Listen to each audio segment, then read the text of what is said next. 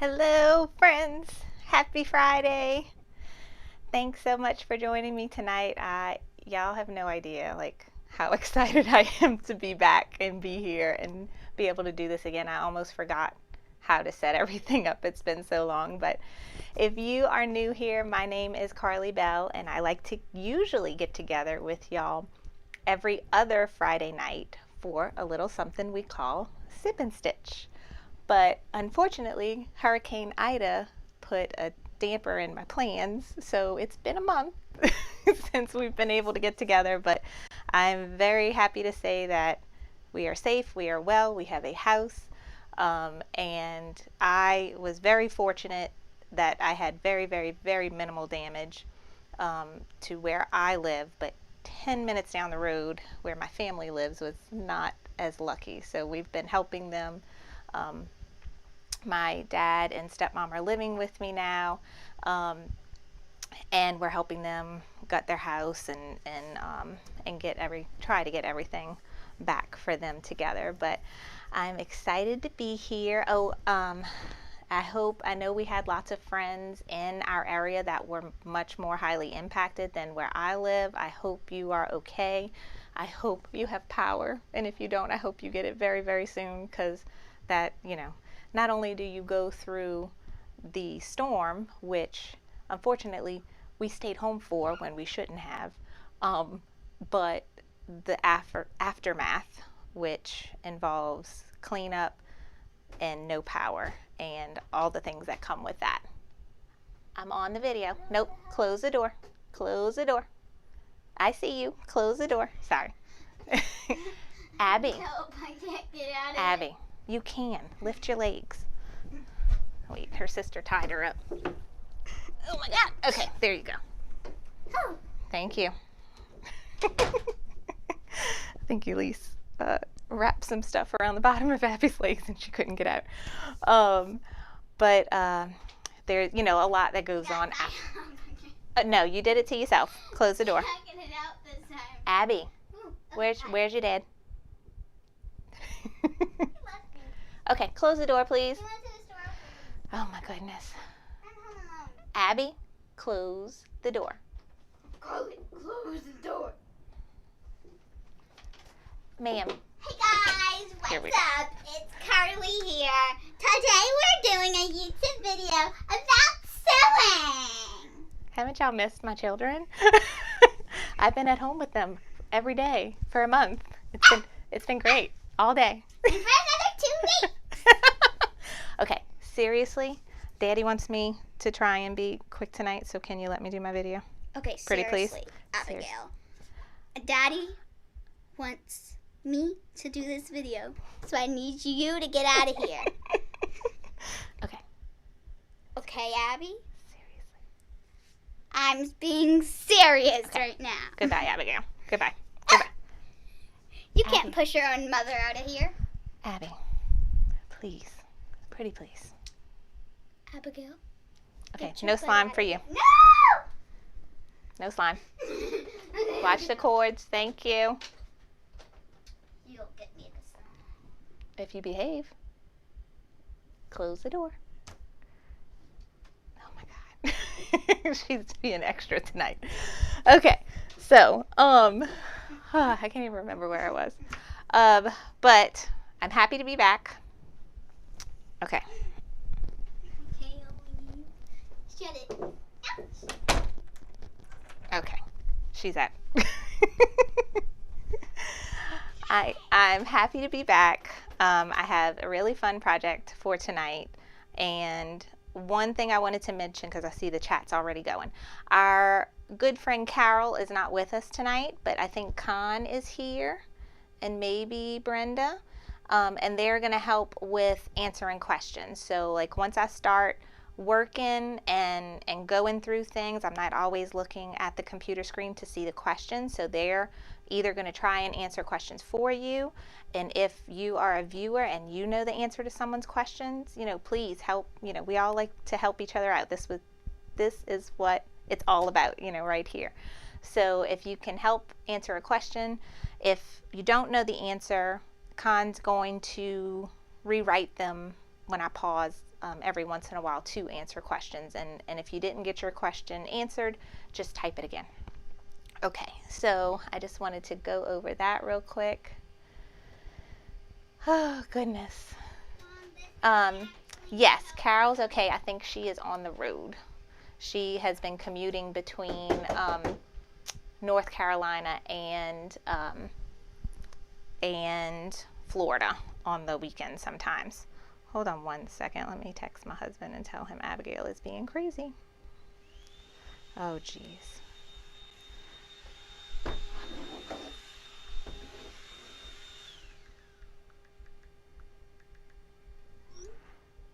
Okay. So, Shauna. Okay, so Shauna, tonight's project I'm very excited about. So it is September, and September is usually when football starts, and we are big football people in our house. Both my husband and I went to LSU in Baton Rouge for our undergrad, and we are big LSU Tiger fans. And the New Orleans Saints is the professional football team here in my area, and so we're big Saints fans as well. So all weekend, football is on every night of the week except like Tuesday. I'm pretty sure. It's crazy because like I watch my LSU game, I watch my Saints game, but because my husband is fan in all the fantasy football leagues, there's football on like every night. I'm like, okay, we got to draw the line somewhere. Okay, so they had Con went to LSU with me, so she's a big Tiger fan too. So tonight's project I am doing for myself, and it's going to be an LSU shirt. However, you can tailor this to your favorite team, your favorite college, even high school, supporting your kids if your kids play, and make yourself a shirt. So this is a really cute applique alphabet, and you can gear it to whatever school or team that you want it to be for, and then the colors to coordinate with that. So another fun thing is that we're gonna go back to my OG machine, my first machine, which is the PE770, which is now discontinued, but they have the PE800, which I know a lot of you have. So you'll be able to follow step by step with this if you have this machine. If you have the SE1900, same exact thing. You'll be able to follow step by step with this. So this project is specific for these machines, either PE770, 800, or SE1900, because we're using a special hoop that is for this machine only. Now, if you have a bigger machine with a bigger hoop, by all means, you can do the project just in your particular hoop. But for tonight, I'm showing you specifically this giant multi-positionable hoop. So let me show you what we're making. So this shirt is almost like a women's extra small or a child's extra large, but I had two of these in my closet. I had this one, and then I have one that's my size. So I did this one as a test stitch, and I'm thinking Abigail will probably fit in it next year. That if she behaves herself, I'll give it to her, but she's been banging on my door for the past 5 minutes, so I don't know anymore. But this is what we're doing tonight, and I'm gonna show you up close, but it is a double applique, and it's a bean stitch. So this is it's quick stitching, but it does take a little bit of time for the trimming. So we're gonna go through all of it tonight, but this is the project. And I've linked, these are some really cute shirts I got a long time ago. I want to say I got them like in a wholesale group, but they have them on Amazon. I found them on Amazon. So this one's mine, and I put a link for the Amazon. They're Boxer Craft. I'm not sure. I think I might have paid like $10 or $12 for them, and they're listed at $16 on Amazon, so they're a little bit more expensive. So you can check some wholesale groups to see if they might have them cheaper. But the brand is Boxer Craft, and they're cute, and they come in a bunch of different colors, so you can get colors to coordinate with your school, team, whatever you're going for. So, oh my goodness, now Elise is banging on the door. Hold on one second. I am doing my video. No, Mom. Tutu peed on the rug. Okay, Daddy's gonna clean it. Thank you. She had to come tell me. My dad's dog is staying with us. And she had to come tell me the dog made an accident.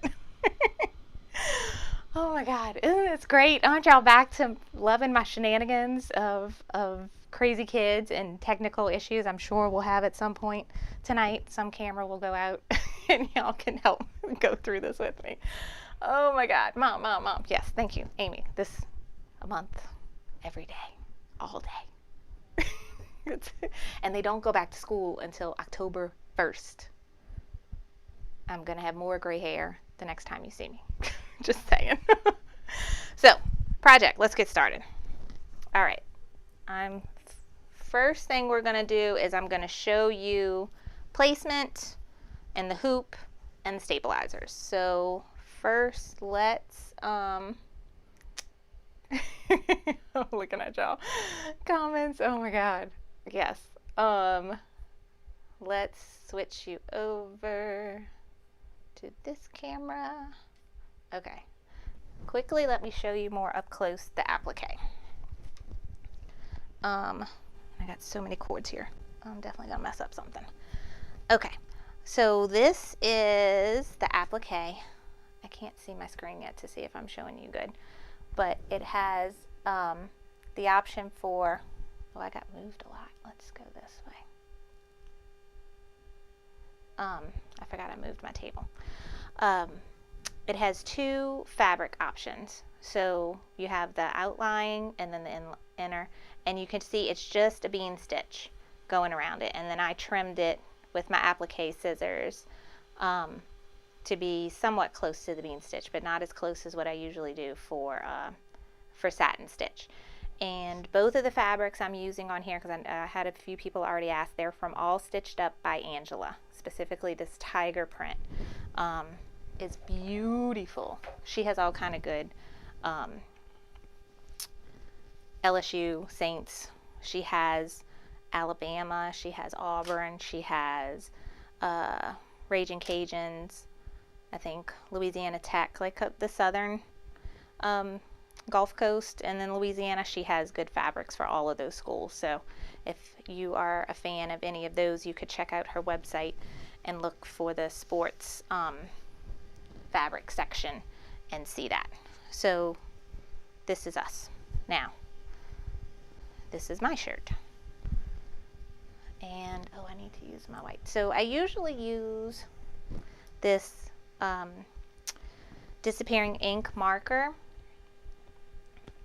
but because this shirt is purple and the blue won't show up either, I have this like white pencil that is a sewing marking pencil, and it's white, but it's barely visible. So I apologize if y'all won't see it when I am, let's see, am I frozen? Hold on one sec. I see I'm frozen on my YouTube screen, but not my other screen. Oh, give me just a second.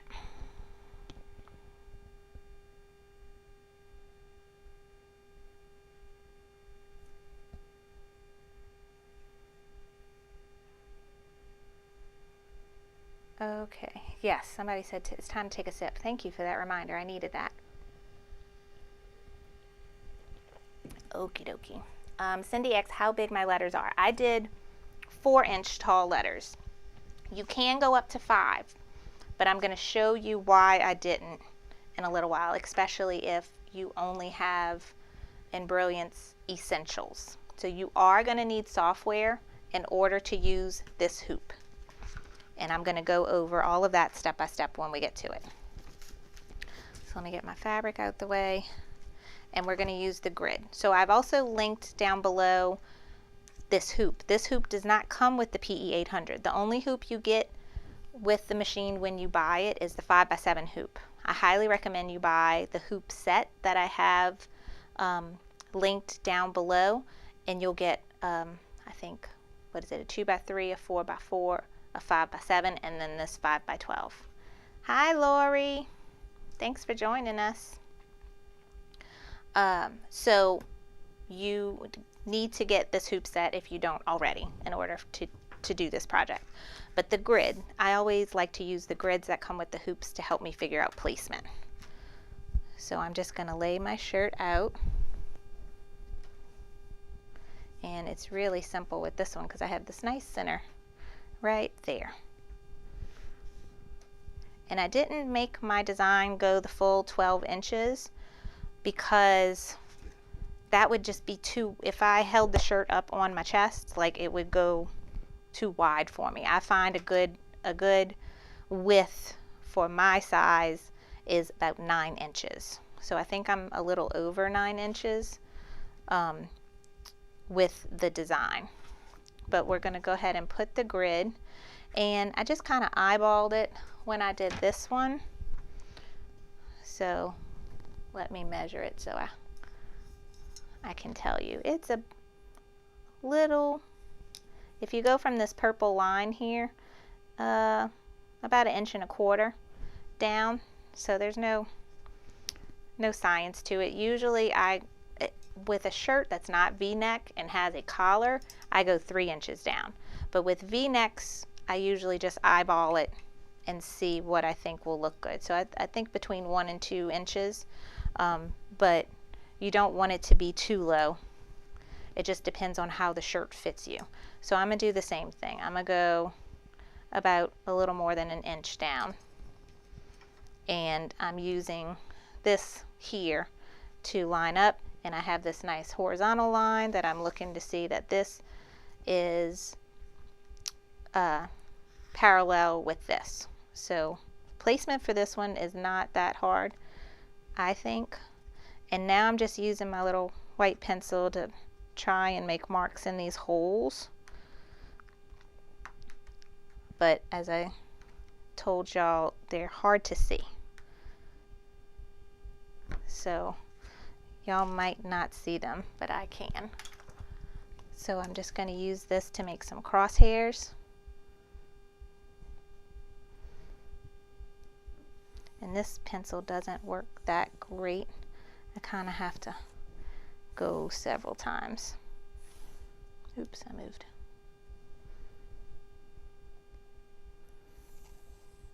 But as long as I can somewhat see it, then we're good.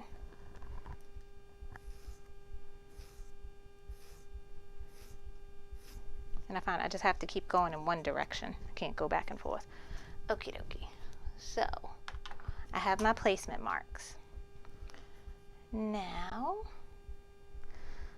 what's next? We're gonna do stabilizer. I need to plug in my iron.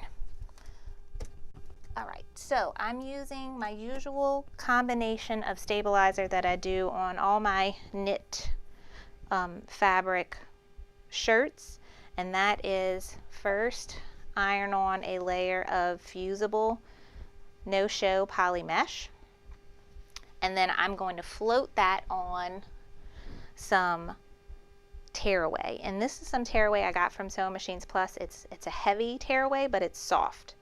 And this is what I'm going to put in the actual hoop. But first we have to iron the poly mesh on the inside of the shirt. So I'm just going to cut a piece that is a little bit wider than my embroidery field.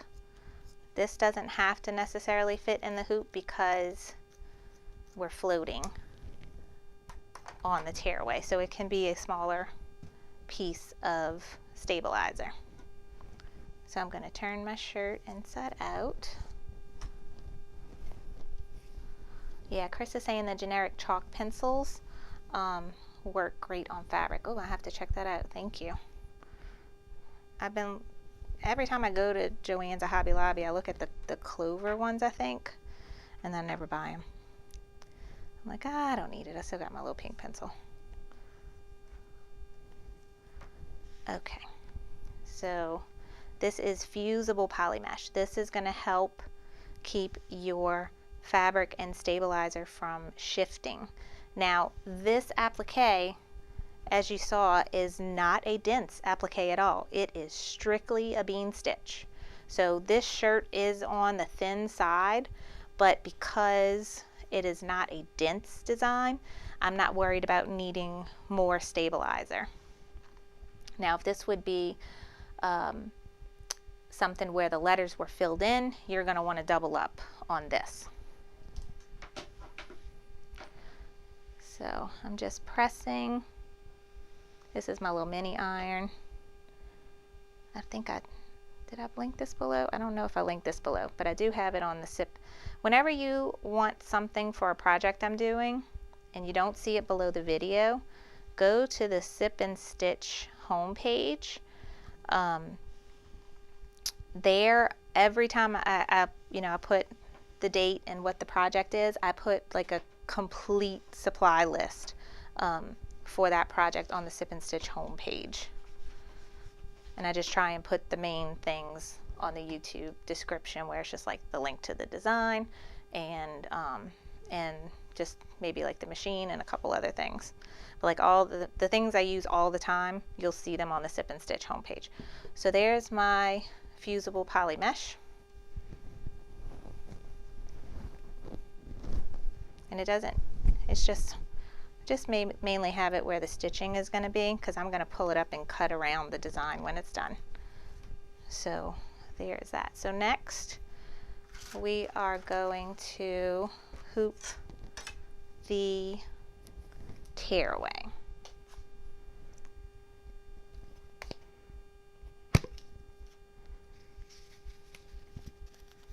Let's see, Linda said, have you tried fusible iron on tearaway?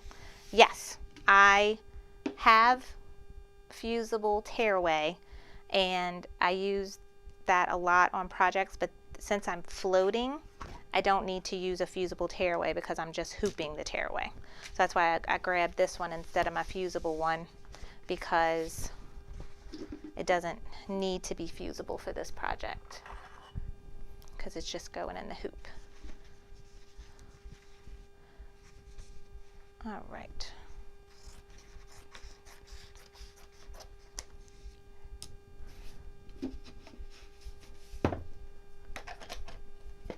All right, Allison X, what is the temperature of the iron? I really have it just set to max. I always leave it on max. My little mini iron. And I use that for my heat and bond, which we'll go over in a little while, and when I iron my stabilizers. All right, so we don't need to worry too much about the orientation of the hoop since we're floating, and then we'll make sure that our letters are turned in the right direction for when we have the shirt on there. So I'm just putting the tearaway. You do have to make sure your hoop is right. So this little arrow and this little arrow meet up, so I don't have it turned, the wrong way. You want it to be nice and tight. Real tight. Barely get in. Okay. So that is in there. Now I need to make marks on here, and let me remember. The circle needs to be in the top right corner. So the hoop goes on the machine like this. So this is the top right corner, because on the, what are they called? These are not Brother brand, these hoops. These are aftermarket. They don't look exactly the same as the Brother hoop and have the ABC on them, where you can tell you have the grid in the right orientation. Something is not happy about this right now. It's like bulging out a little too much. All right, now I'm going to use my marker to make some placement marks. And I'll do 2 more just to make sure I have it. And make the crosshairs.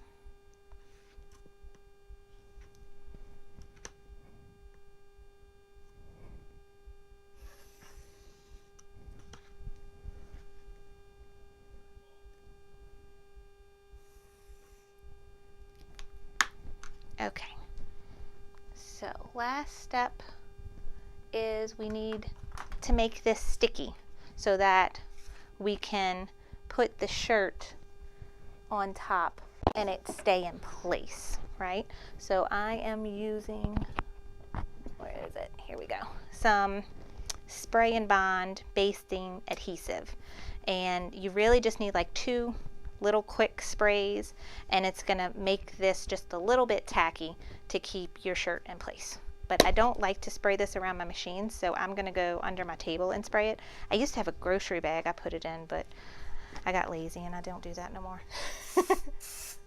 Okay, so I just did like quick 2 little light sprays, and now it's just a little bit sticky. Now the fun part, floating. So you will need to, so here's my shirt, right? But I got, the back is all in the way. So we need to turn the shirt inside out. Inside out. But where we can see our placement marks. So can y'all see that? So now I'm gonna put my thumb and my finger on the 2 outside marks, if you can tell, like those little dots right there. And I'm going to try and somewhat stick them on where the marks are on the stabilizer. And it's just a little game of peel and stick until you get it where you want it. But it doesn't have to be perfect, because you can always line up your needle to go in the center. The only thing you want to make sure that you are straight and not crooked. So I just like check right there, and I can see I'm a little off.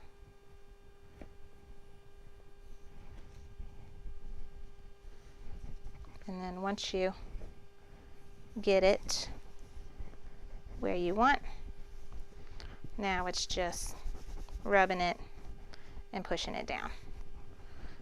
And since this is an adult shirt, it's really easy to have a big opening, so that yes, you're gonna have to babysit it, but it's not like you're holding it the whole time. Okay, so that is done. Now we're not going to use water-soluble topper tonight, because this is a bean stitch and there's no reason for having any stitching sinking and needing crisp edges like I like with the satin stitches. So no water-soluble topper needed for tonight.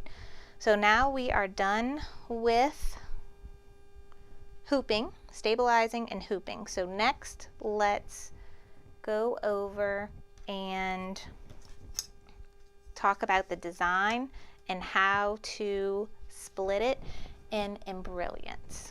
So I am going to, you're going to see a crazy screen for a second, but then I'm going to show you my Embroidery screen. Okay, so I have all the modules that you can get with Embroidery, with the exception of a couple. So if you're not familiar with Embroidery, it is a embroidery software platform, and then they have several programs within their platform, and each one gives you more abilities for editing or creating your own stitches. So the basic one that usually everyone starts with is Embroidery Essentials. So Essentials is the program. Then one step up from Essentials, where you get more editing power, is Enthusiast. And I'm going to show you a couple options if you do have Enthusiast. That makes this a little easier tonight. And then they have a program called Stitch Artist, which is a digitizing software that allows you to create your own designs. And that comes in 3 different levels, level 1, 2, and 3. And each level gives you more and more capability. So I have level 3, so I have a lot of buttons. So every time you add on a program, so I started with Essentials and I added Enthusiast. When I added Enthusiast, it still opens the same program on the computer, but now I have more features, like this button got added, and I had more features up here got added. When I added Stitch Artist, this button was added. So that's how the programs work, and I have some sip and stitches where I go through all of this with you in more detail. But tonight I'm gonna go over like you have just essentials and go through how to use the multi-positionable hoop. So when I open the program, I have, this is a 5x7 hoop. I could see that written down here, and I need to change it to the 5x12 hoop. So I'm going to go to the preference window, and here is a list of all the hoops. Now I might have more hoops than you because I do have extra modules of, I think more got added when I put enthusiast and stitch artist on, but it has most of the sizes. Like this is a 4x4, this is 5x7, I think this is 6x10, and so on. But these are all normal hoops. We want to look at multi-position hoops. And I remember when I had essentials, I only had two options, the jumbo and the large. The jumbo is for the 5x7 machines like the PE800, and the large is for the 4x4 machines. This gives you that 4x7 or 4x6 multi-positionable hoop. So this is the one we want, the 130 by 300. You could see it's approximately 12 inches by 5 inches. So I'm going to hit apply and OK, and now you see that hoop. I'm going to go to zoom hoop. Okay, so that's the whole hoop. Now all we're doing for tonight is adding text, and the font I'm using tonight is from Applique Market, and it comes as a BX font. And what BX means, it is specific for Embrilliance, so that you can open it and you can install it in the software and then open it and use your keyboard to type in the lettering you want. Whereas if you have just a PES alphabet or font, you have to import each letter as an individual file, and then you have to align it and space it and get it just how you want. Where when you have the BX version where you can use your keyboard to type it in, it's much, much easier. Now the font I'm using comes in as little as 2 inches tall all the way up to 7 inches tall, and it's the Applique Market College double bean stitch applique, and I have it linked down below. I am using the 4-inch tonight, and I am only just changing the letters to LSU, and that's all I'm doing. But I'm going to show you some issues I had when I started this. Let me explain to you what this multi-positionable hoop is really showing you. Watch, follow my mouse key. I'm going from here down around. You see that line right there where the L and the S is? That is one 5x7 hoop. And then you see where the U and a little bit of the S is going up to this line. That is another 5x7 hoop. So it is going to split it into 2 files. And what it does with fonts is it puts, so like this S is going between, it's in that middle space, but it's more in this side than this side. So what it's going to do is it's going to put the L and the S in one design, one 5x7 design, and it's going to put the U in the other 5x7 design by itself. So it's splitting it up, not splitting it down the middle. That's what it does for fonts usually. The only time it splits it right down the middle is if it cannot find a way to just put it in one or the other.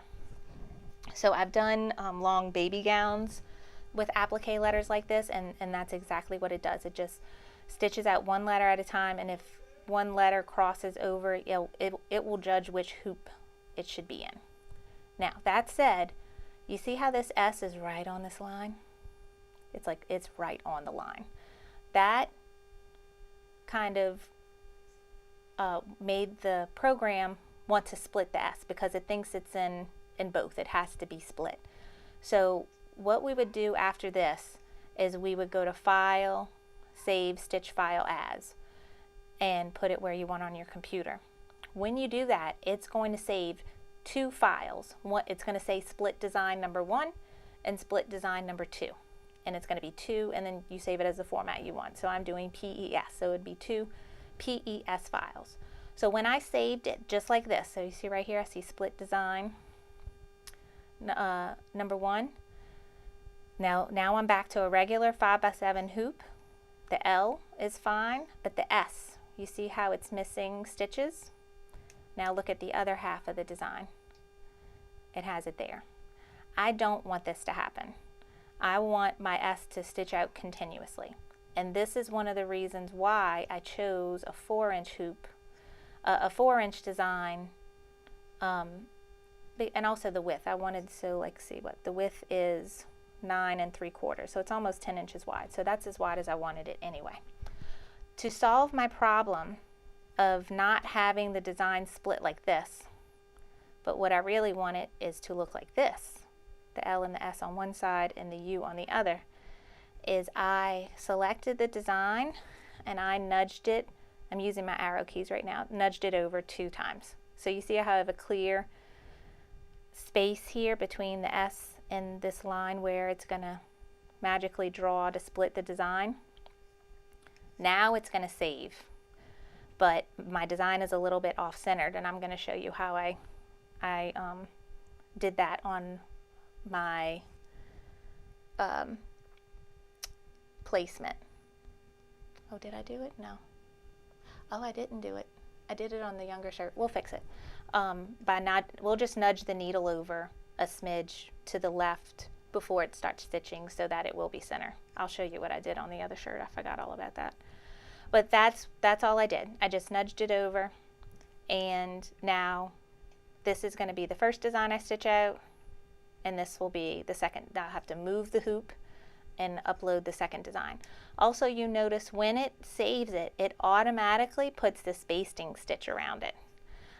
You can either open it like I did here, select it, and delete it, or you can skip the step on the machine, which is what I'm going to do tonight because I already have it saved on my machine.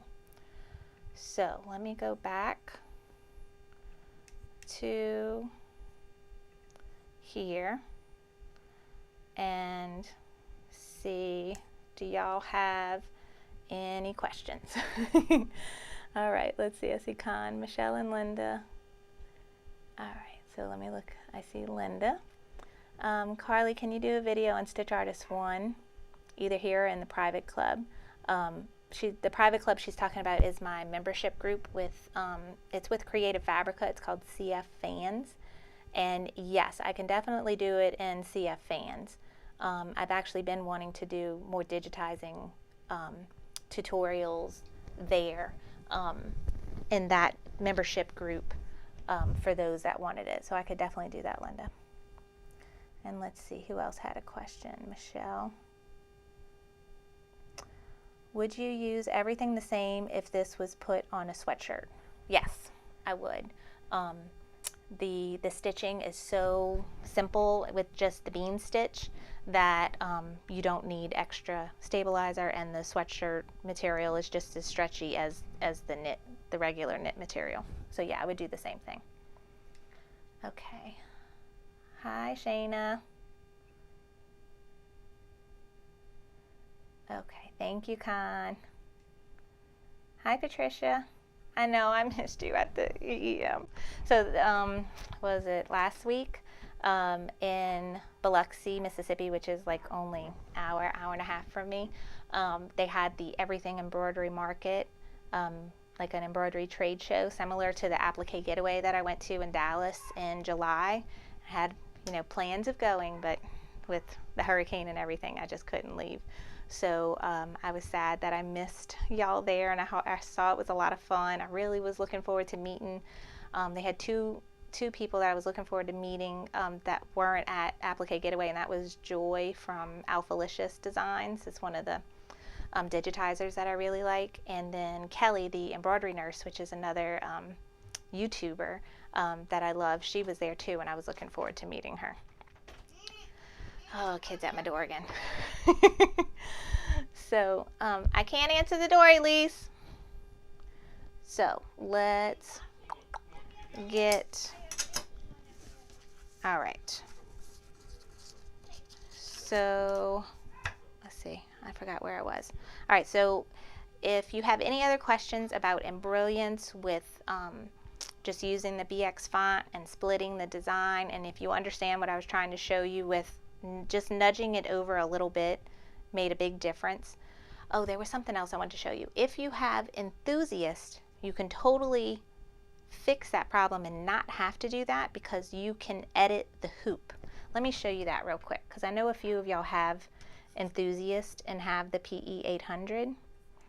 So let me show you that really quick. Now, this was my design. Let me go back over. Let me select it. And okay, I'm going to nudge it back over. Okay, so now it's on that line again. It's going to get split all wonky. Now, the default for splitting of this hoop is to do it in 2 5x7s. But I'm going to show you the hoop itself has the ability to divide into 3 sections. So, but it's only set up for 2. When you get in Brilliance Enthusiast, you now have the ability to edit hoops. So this edit button is not there if you only have Essentials. But with Enthusiast, I can now select this hoop and edit it. And see how I only have 2 rows?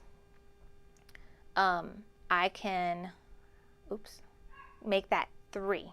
So now it's going to split the design into 3 5x7 sections. And I can hit save and I can hit apply. And now you see I have more lines going on. It's going to make this a 5x7 design. This from here to here, this middle section can be its own design, and then from the end of the hoop to here, or here, this one. This is a 5x7 design. So I can leave it in the middle just like it is and stitch the L, move the hoop, stitch the S, move the hoop, stitch the U. So that is an option for you if you have Enthusiast. But for tonight, since I already have it uploaded in my machine, I'm just going to do the 2. Okie dokie. So now let me turn my machine on and we can get started. Okay. And now I'm going to switch you over to my camera that's on the machine, but I'm going to try and stay out of the way so it doesn't focus on me and it focuses on the machine. All right, so I'm going to turn my machine on.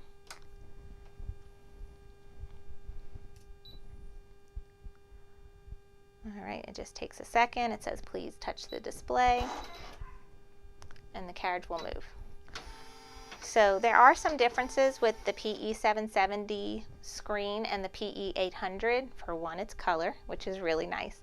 But there are also some things that are different about it. But everything I'm going to show you, you should be able to see on your PE800.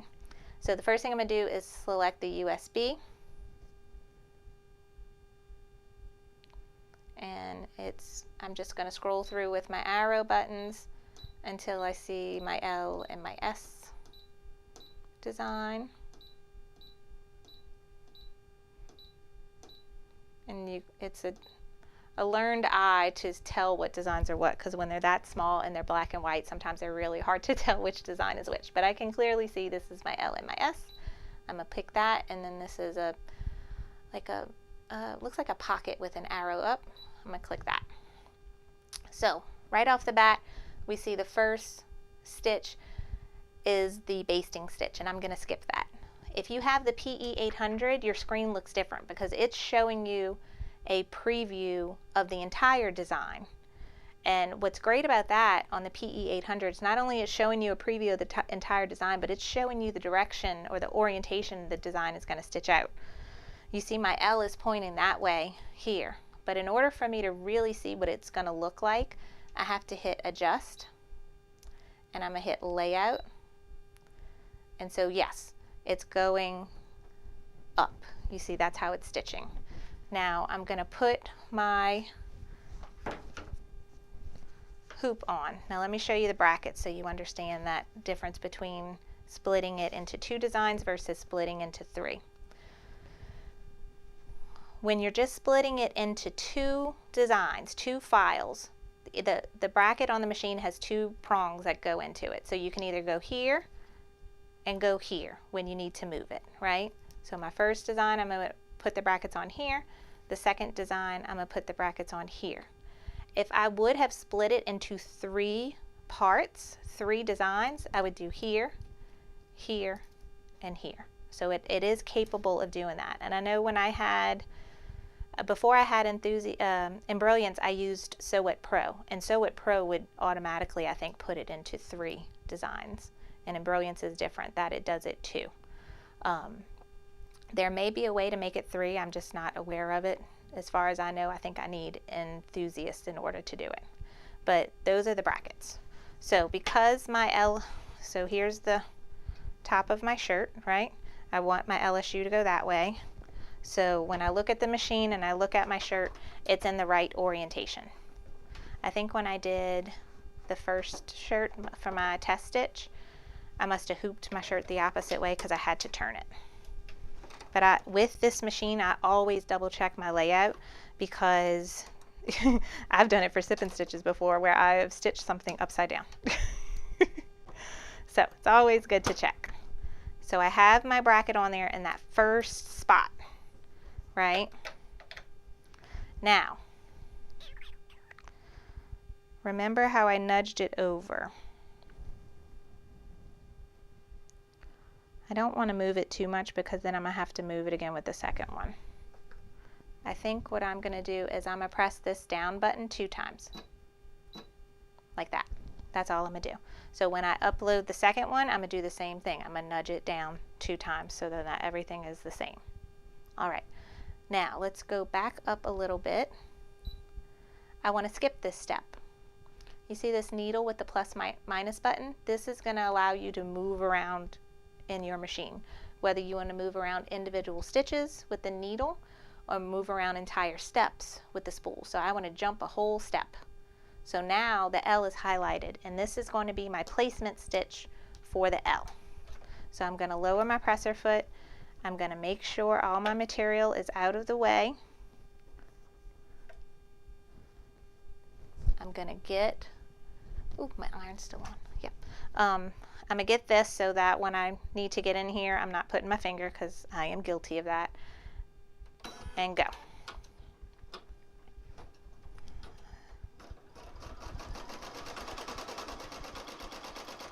So it is just stitching the placement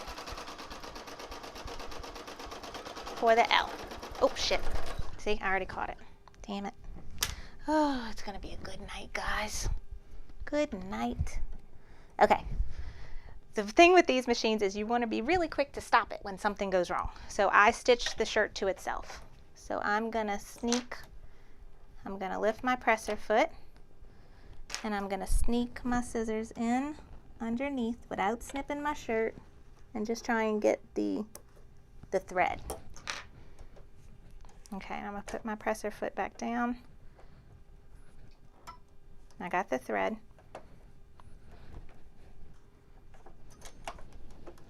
But I need to cut more threads. There we go.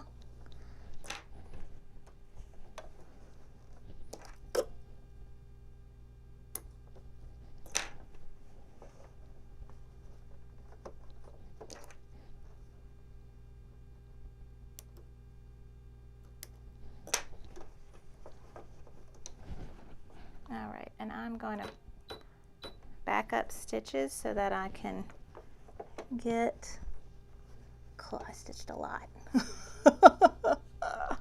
This is wonderful. Luckily it's white thread and I could see it really well on this purple fabric.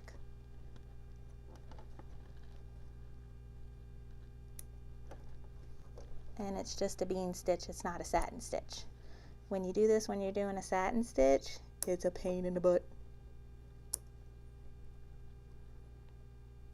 Okay.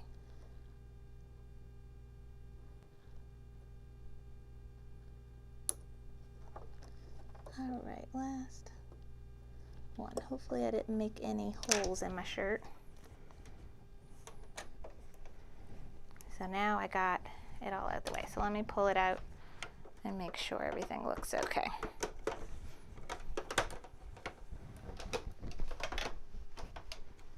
So if you can see, that's where I sewed the shirt, but I was able to snip the threads and pull them out. Let me get my tweezers. This is why I like my free arm machine.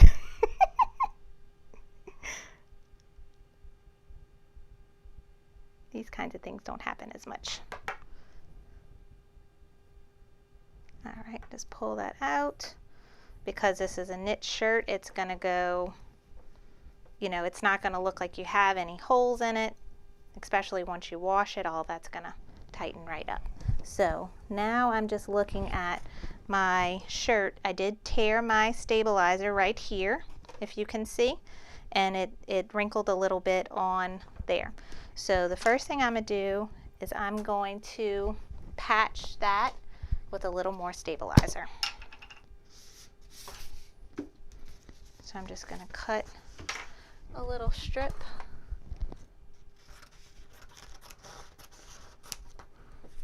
and you can either just tape it on the bottom or just slide it underneath, and once it starts stitching it will hold it in place.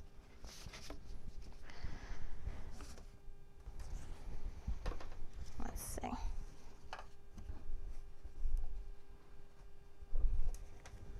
So I think I'm just going to slide it. So now I'm just going to hook my hoop back up where it was.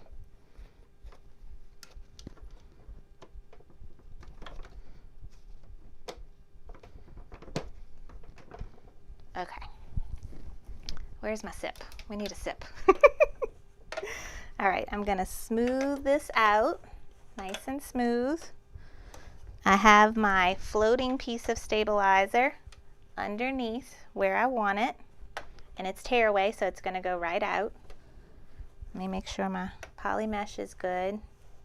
All right, and now it's nice and clear. If you can see where my needle is, right here is where it stops stitching, so that's where I need to back up the needle to. So I'm going to go minus an individual stitch, and I'm just going to keep doing that until I get back to where I want it. I could even put the needle down and make sure it looks right, because sometimes when these things happen, your machine bumps and things will get misaligned. And also my needle became unthreaded, and I'm trying, let me put my presser foot up, trying to just pull the thread out without pulling it backwards. Okay, let me rethread it. Another good thing about this design is no thread changes if you don't want it. You do it all one color. So I'm just doing it all in white. Black would also look really good with this too. And sometimes when you got all this material here, it's hard to thread, so I got to make sure all this is out the way. There we go. Now the needle's threaded, everything's in place. I got it pulled back much better this time. We can lower the presser foot, and let's try this again. Okay, I'm putting my fingers in there now. You see, I was trying to be good and use my pencil, and you see what happened? I'm using my fingers.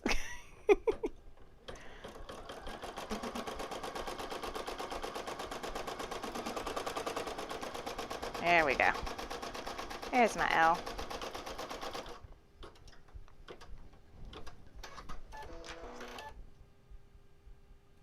I should have backed it up a little more, but that's just a placement stitch, so I'm not worried about those stitches staying in there, because that's just showing me where to put my fabric. All right, time for a sip. Yeah, I teach y'all how to fix a lot of mistakes, don't I? Because I always make them. It's like inevitable. It really is inevitable to not make a mistake. All right, presser foot up. You gotta squeeze all this material under that presser foot, and we have our L. So now I'm gonna take you over here, and we're gonna talk about fabric and heat bond. And my iron is on. Okay. Oh, I gotta pay attention to my computer. All right. As soon as I do this iron, I gotta plug my computer in. Don't let me forget. All right. So there's my L. You see my little hiccup. I should have backed up more stitches and overlaid, but because this is a placement stitch, I'm not worried about that too much. Let's also look at the back, and you can see, well, my little patch job didn't do great because my my stitches didn't stick right there, but it will when I do the fabric. So we are using, for the underneath, we're using that yellow polka dot, and for the top we're using the tiger stripe.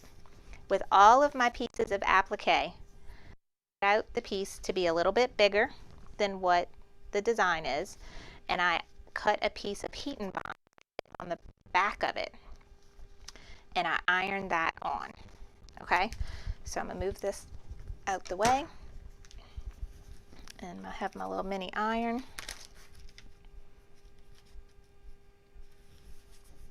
And it has like a rough shiny side. You're going to do that on the wrong side of your fabric. So fabric right side down, rough shiny side down on the heat and bond.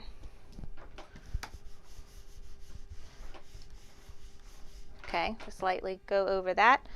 I'm unplugging. Don't unplug the camera. Unplug the iron. Ooh, let me see. This one. I'm sorry, I got to talk to myself to make sure I don't do the wrong thing. Okay, computer. So now I have this piece of fabric, and once this is cooled a little bit, you can peel the paper backing off. And now this side is adhesive. This is great for a few reasons. One is that it is going to keep, after you wash this, your fabric is going to be adhered to your shirt. So after you wash it, it's not going to poof out or something like that happen if the fabric gets through the stitching and poof out a little bit. It's going to be nice and smooth. Another is that this is a bean stitch, and so there are raw edges to the fabric showing. The heat and bond is going to help that raw edge stay a little cleaner. It will fray after plenty of washes, but it does help it not have such a raggedy look. If you're going for a raggedy look, then don't use the heat and bond. I like more of the crisp edge to stay, so I like the heat and bond on the back. So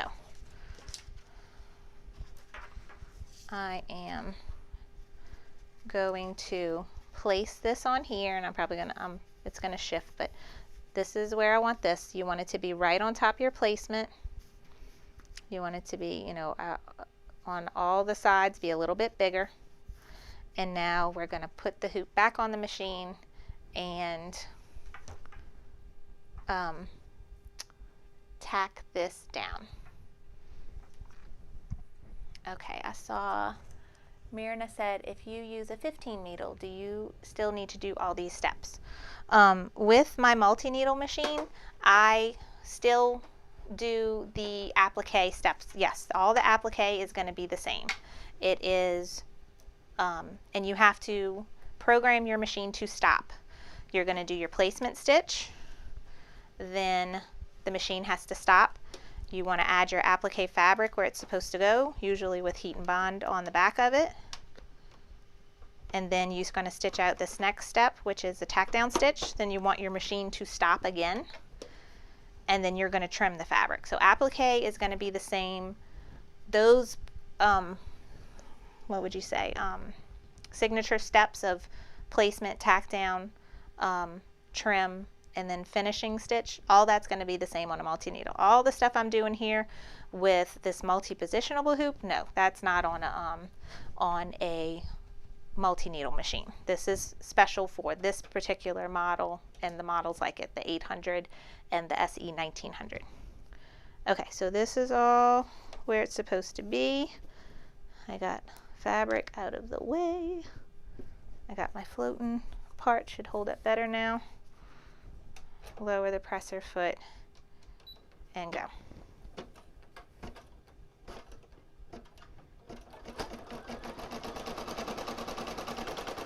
And I just kind of pull the fabric edges because I want the fabric to stitch down smooth. People also sometimes put a little bit of spray adhesive on the back of the fabric. I don't recommend you do that with this particular design because it's going to make it hard to trim your edges nicely. So I'm not having my fingers anywhere near the needle, I promise you. And I could also use my pencil here to hold down my fabric.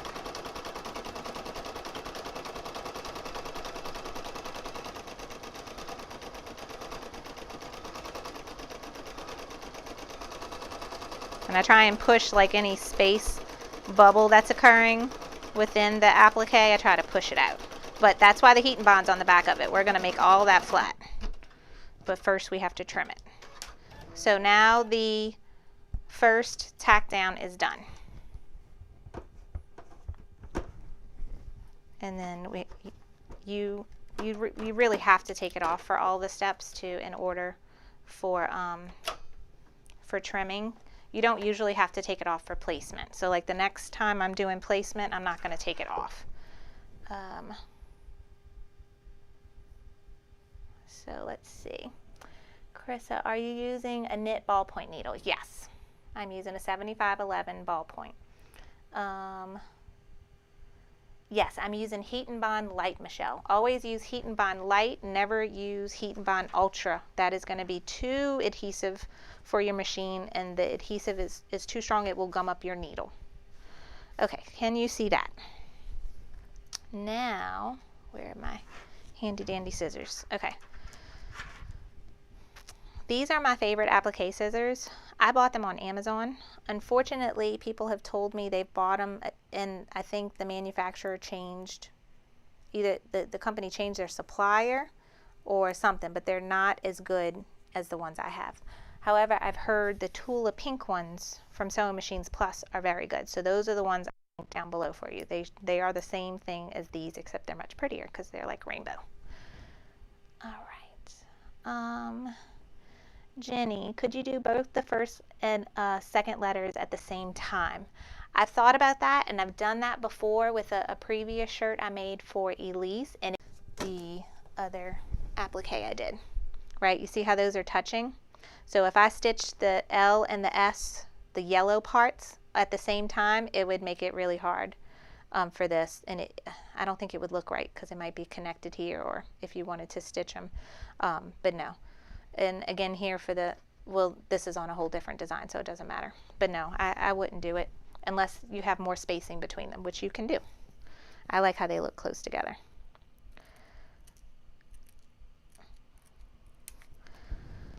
So the trimming part can be tedious, especially if you're trying to have a steady hand and you're trying to have the same amount of spacing between the thread and the edge of your fabric, like going all the way around. This is really a practice thing. The more you do it, the better you get at it and the quicker you get at it. Other options are to pre-cut your fabric, and you can do that if you have a silhouette, a Cricut, or a Brother Scan and Cut. And I have a video on how to do it with a silhouette on my YouTube channel. So somewhere in my videos I have how to do that. And it makes it easier. However, it's still a little bit tedious to place your fabric just right on top of that placement stitch. So say like I had that L already cut out, I really got to put it on just right for the spacing to look right, even if I pre-cut it. So I just typically trim it myself, unless it's something like with a lot of different edges that are hard to trim, like scalloped stuff is hard to trim, especially if it's really tight. Those are the kinds of things I would pre-cut.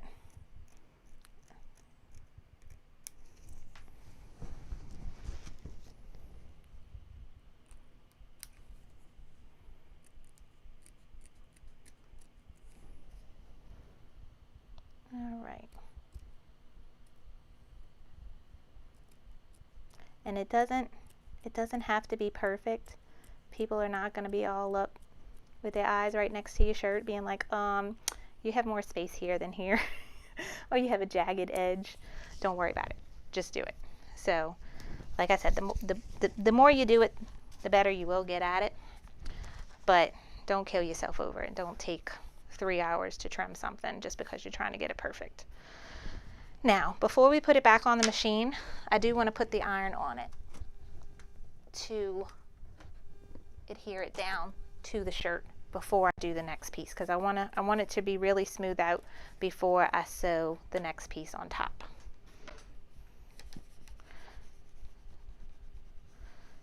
And so I don't know if you can see, but it was bubbled up from the shirt. And now it's not. There we go. And that's it. That's what I love about this little iron too. It fits in the hoop very nicely. Okie dokie. Now we're going to put the hoop back on the machine. It's going to do the placement stitch for the little L inside of here. And we're just going to go through the same process.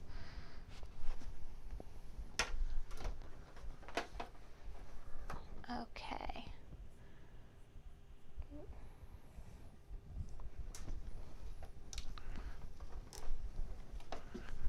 Always make sure you have your, with these machines with they have the snap bracket hoops, always make sure that hoop is on there good. If you lift it, it doesn't come unsnapped here.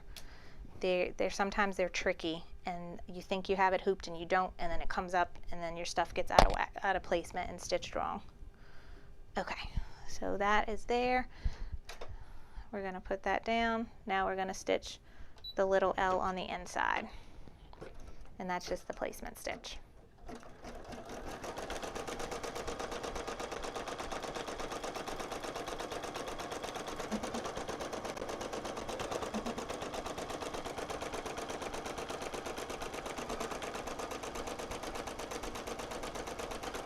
I was a little worried when I first did this because it's really just a sliver of lettering in here that you wouldn't really get the full effect of this fabric, but I find it still turned out good. So this fabric already has the Heat and Bond light on the back. I'm just peeling off the paper and I'm going to place it right on top of the placement stitch.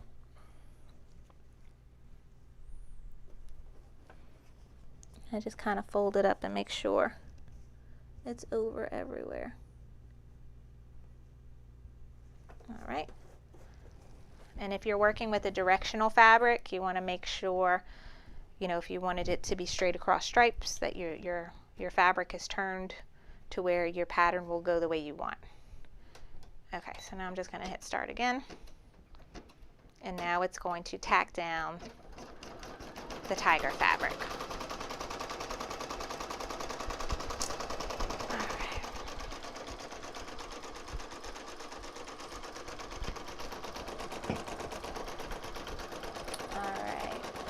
Bye, Michelle.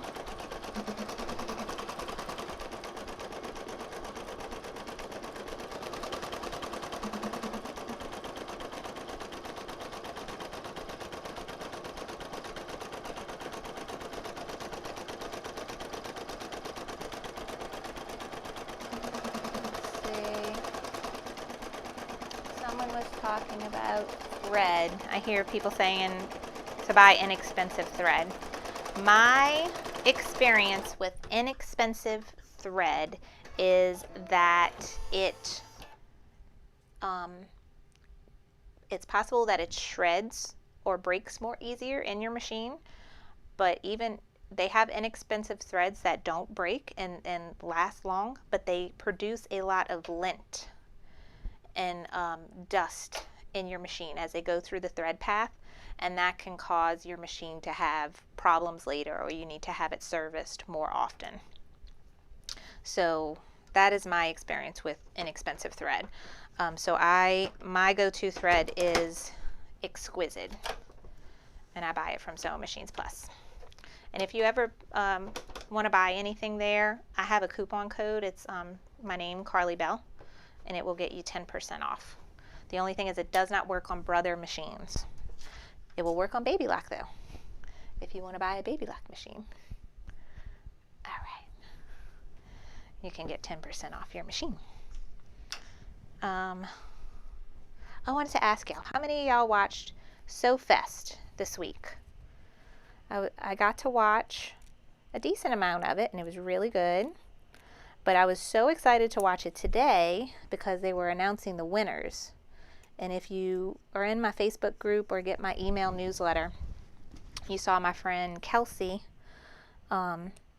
She's a friend of mine. Her husband went to school with my husband, and she is very much into embroidery, and she's a really good seamstress. They had a sewing contest, and she entered the sewing contest. She took her wedding dress and made a christening gown for her baby girl out of her wedding dress. And it is amazing. Like, really, really amazing work.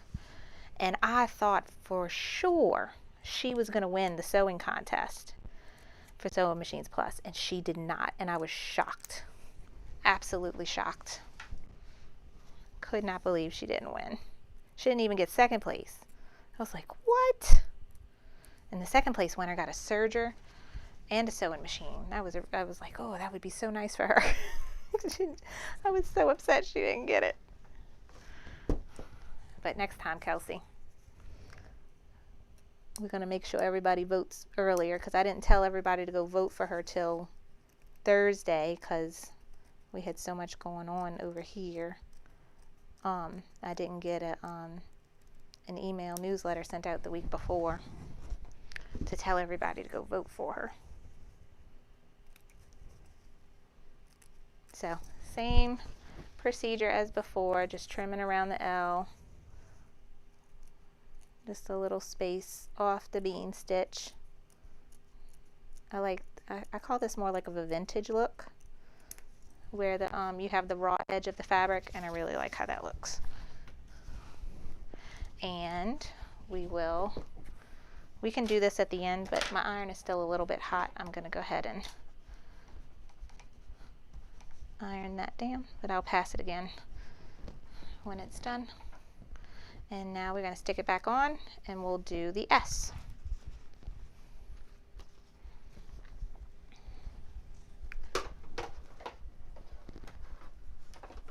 So we're still on the same design, the same spot the hoop is hooked on. So now, let me move y'all. And sorry if I'm getting in the way of the camera. I'm trying to make sure I step on the side so that y'all can see the machine and not me. Now, when you're floating like this and you're doing, and especially like when I get over here to the U, I'm going to pull this, so that I can open the hole bigger back here. But for now with the S, and it's right in the middle, I have plenty of room and space that I should not get my fabric sewed to itself. So, and I see my S is next, and I'm going to lower that and stitch the placement stitch.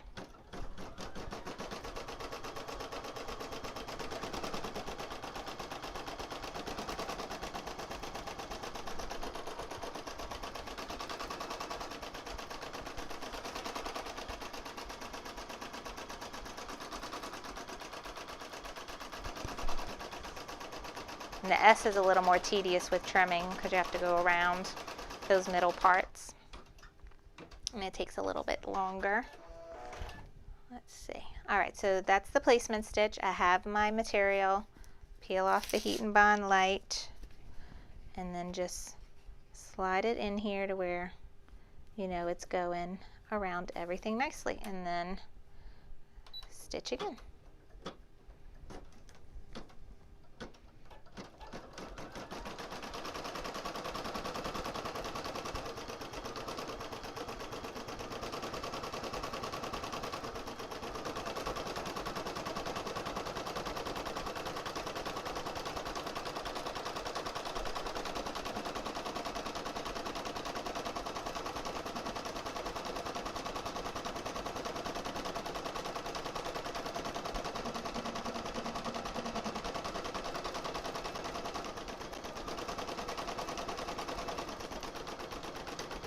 Yeah, this like goes right next to my L.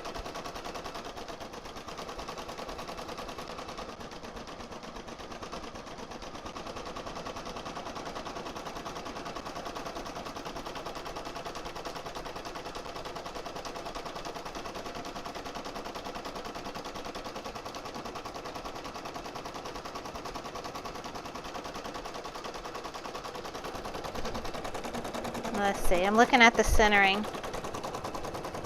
It looks I could have centered it a little better. I have to show y'all what I did with the other shirt to make sure it was centered right. I had did it before.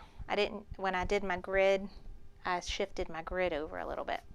Okay, there's my S. Lift the presser foot up.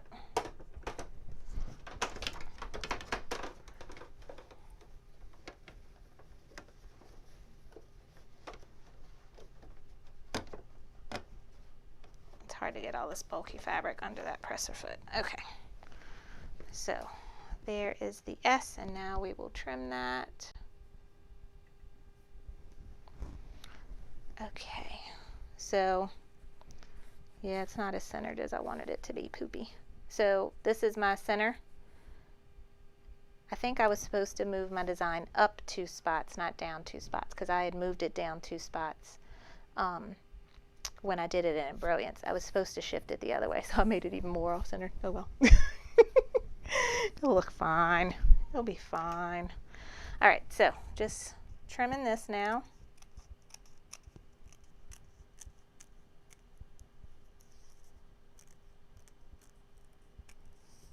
When I made the other shirt, y'all saw how I used the grid. I think I made this one a little closer to the when I'm trimming too, because you see this area here, we want to trim a little tighter so they have some actual space between them.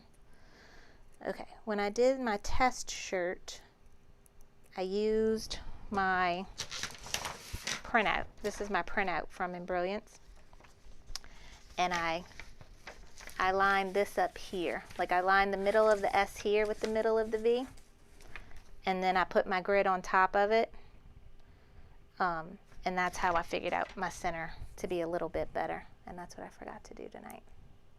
I always forget something.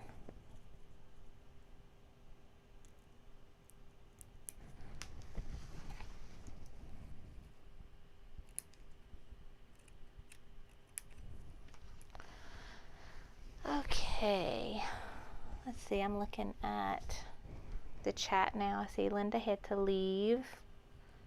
Hope you have a good night, Linda. Diane said, can any of you tell me when you thread up the multi-needle, do you wrap the thread twice around each tension spool? Thank you. I don't have a brother multi-needle, Diane, but on my Ricoma, I think, or no, I have my brother Persona, and it goes around like 1.5 times. And I want to say that the tension disc on the Ricoma are totally different. They just go around them. But yeah, on the Persona, the tension disc, I go around like 1.5 times.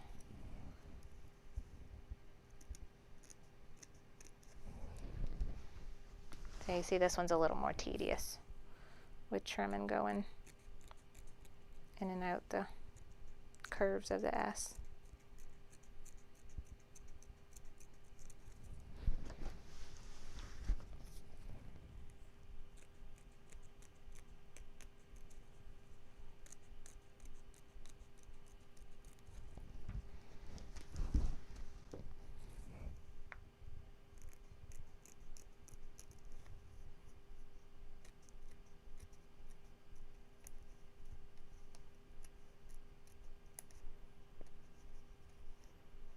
And then I know a lot of people love the duckbill embroidery scissors. Like those would, I think, be really hard with these tight areas here.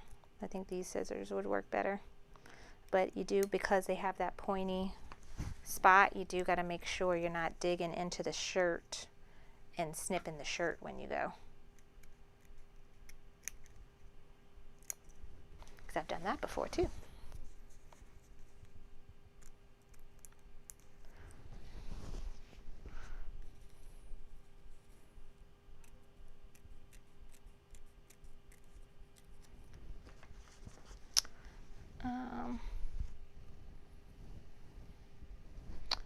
why can't or shouldn't you do both fabrics before removing trim?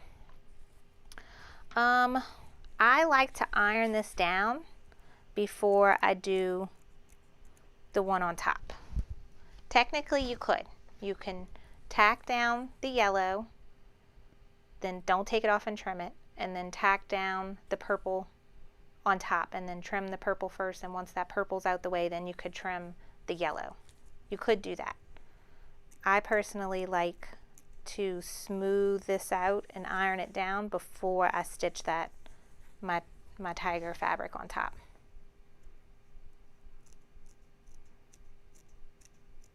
You just have to play around with it and do what works for you.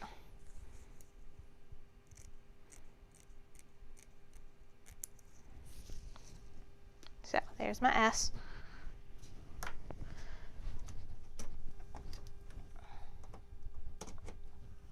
I'm gonna let my iron heat up a little bit, and then I'm gonna smooth that down.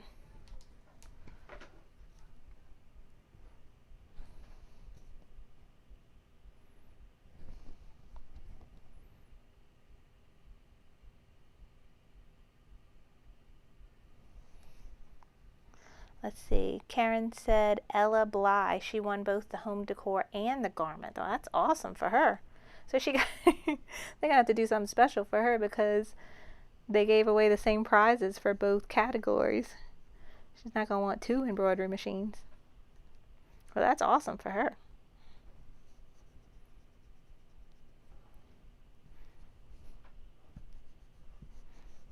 All right, so my S is nice and smooth down. Okay, now I'm gonna pop it back on the machine, and that's gonna be the last part of this design, and then we're gonna have to move the hoop and load the other design.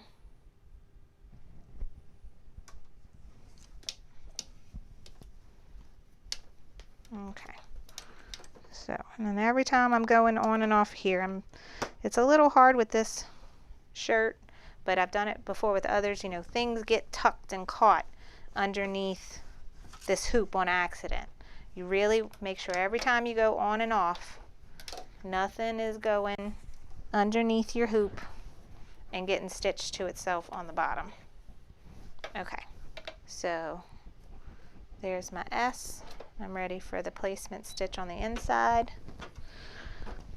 I was also thinking, if you're in a rush and you're trying to get this done, you could even skip this step because it is so easy to place your fabric to where it's right on top what you've already done, and you don't need to see a placement stitch for this step.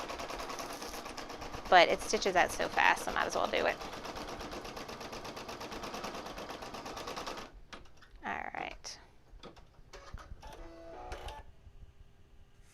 Star said they had different prizes for first place for each category. I thought they gave, for second place they gave, I forget what kind of baby lock sewing machine and a baby lock serger. And then for first place they gave the NQ 3600D, the Brother sewing embroidery machine like I have, the Disney one. I thought they gave that away for both the first prizes.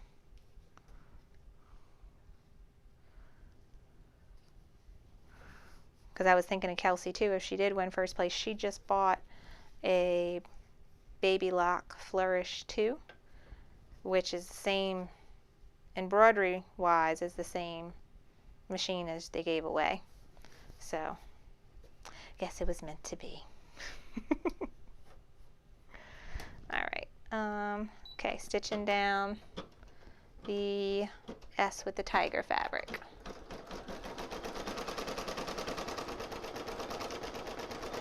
And then they gave away the Dream Studio. I don't think I recognized the name of who won the Dream Studio. They got like quilting, long arm quilter, sewing, I think a serger, and all kinds of stuff. A cabinet, and a really nice sewing cabinet. Where's my pencil?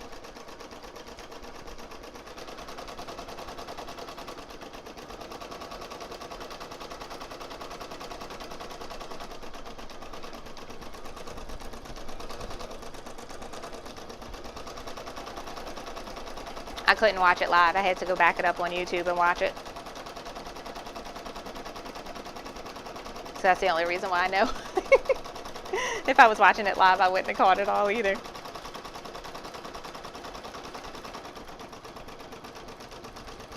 I still got kids trying to come in my room. Whew. They have lost their understanding of when mommy does a video, leave her alone. Because it's been a month since I did a video. I cannot.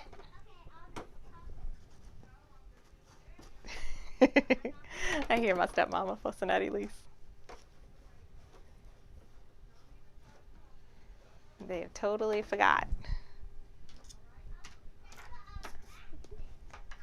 Okay, where am I? All right, so, ooh, 2 long arm machines they gave away. Yeah, it looks really nice. I'm not a quilter, but I want to be. I want to do all the things. Y'all know this. All right, so here's my tiger fabric. All right, we're in the home stretch now. Once we do this, we got one more letter, and we're done. But y'all got the idea. Y'all could do this with any letters. It was just the splitting part that I was unsure of, because before I've split applique letters before, but it always worked out nicely. Like if I did a name, that, you know, some of the letters would be in the side and some of the letters would be in the side, and it never tried to split a letter in half. But with this one, because it was only 3 letters, and that S, the edge of that S fell right on the midline, it wanted to split it. And so, let's see. That's the first time that happened to me, so. But I hope the solution works for y'all too, with just nudging it over a little bit. Or if you have enthusiast, you can split it up easily into 3 sections. And that makes it less complicated.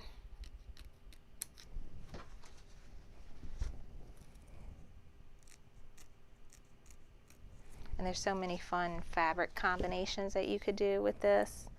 I was having fun trying to pick a fabric to do this with. My only problem was I have a lot of purple and gold fabrics, but the shade of purple, you'd be surprised how different the shade of purple can be among fabrics, and the shade of yellow too. That when I put some other purple fabrics against the purple of the shirt, it did not look good. And then I started to do this on a white shirt.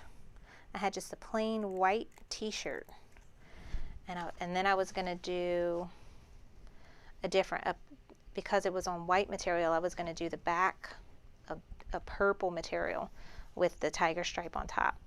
And then something else I thought would be fun, but it looked on like a regular big t-shirt, it looked a little small, but I had an idea I want to show you if you want to add a little more to it.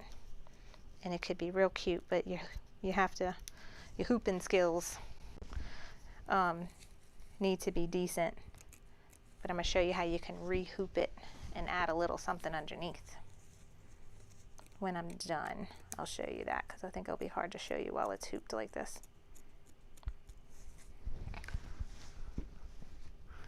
But what I was thinking, so I have my big applique LSU, and if I just did like a bean stitch script font right underneath it with tigers and like all lowercase, I thought that would be super cute.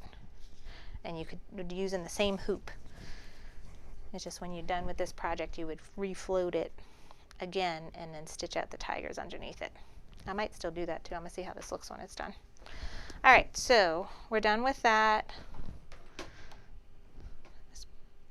I'm gonna press it again when I'm done, but that, okay, so now we're gonna go back to the machine, and we're gonna, instead of putting the brackets on this side, now we're gonna put the brackets on this side, and then the U will come out.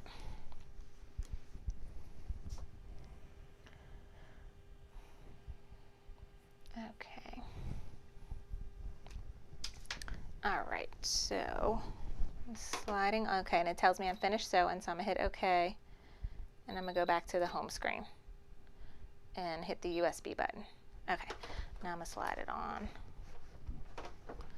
All right, so this time I'm putting the brackets here,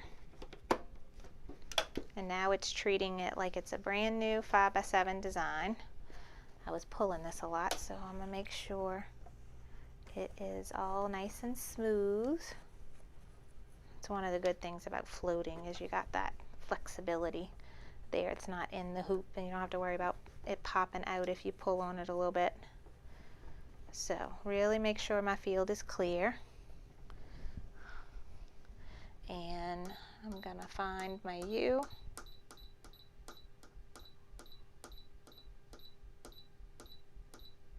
Oh, pass it up. There it is. U. Upload. Adjust. Layout. I see it. I'm gonna knock it down too, just like I did with this one. I'm gonna go back. I'm gonna go the needle plus minus, and I'm gonna go plus, and I'm gonna skip that basting stitch. I don't think it's necessary. The basting stitches do come in handy sometimes with when you're floating something, but I don't think it's necessary in this case. So now I'm on the U. I'm gonna lower my presser foot and let it go. In the words of Elsa, let it go.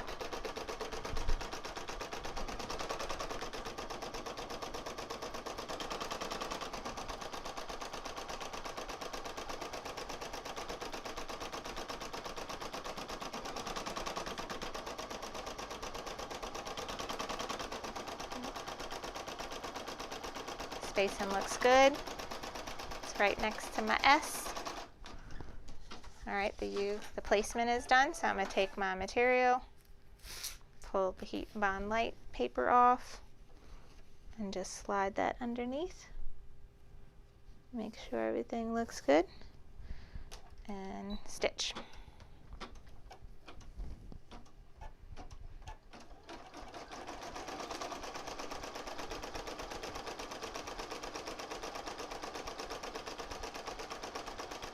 Let's see. I see Karen saying, don't forget to tune in for the 8-hour Cyber Monday. Yeah, definitely tune in. I might be teaching for that one. I have to see if I can get off of work. He's always got to do these shows when I'm at work. So, and I've already missed a lot of work, as I'm sure you know. I have not been to work since August 27th. Well, I went Monday this week just to go check in, but I had to bring Elise with me, and that was not fun.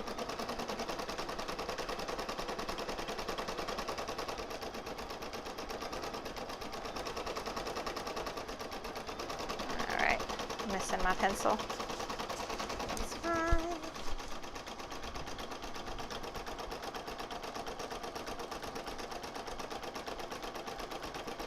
Oh, something else. I'm gonna go ahead and put in your ear. So I told y'all how I went in July to the Applique getaway, right? That was an in-person conference trade show. Now, last year, because of COVID, they didn't have an in-person one. They only had a virtual one. But it was super popular and successful that they decided to go ahead and do a virtual one again. And they sent me an email today asking if I'd like to be a part of it. So I'm excited about that. I need to talk to, I can't get this off, Blaine about it to see if Sewing Machines Plus wants to be a vendor. There's my U. Yeah, I'm talking to y'all. I haven't talked to him yet. But so keep your eye out for if I'm going to do that and registration for it when I do, because they'll give me a link that y'all can use specific for me and register for the virtual conference, which was really good last year, so I'm expecting it to be awesome again this year.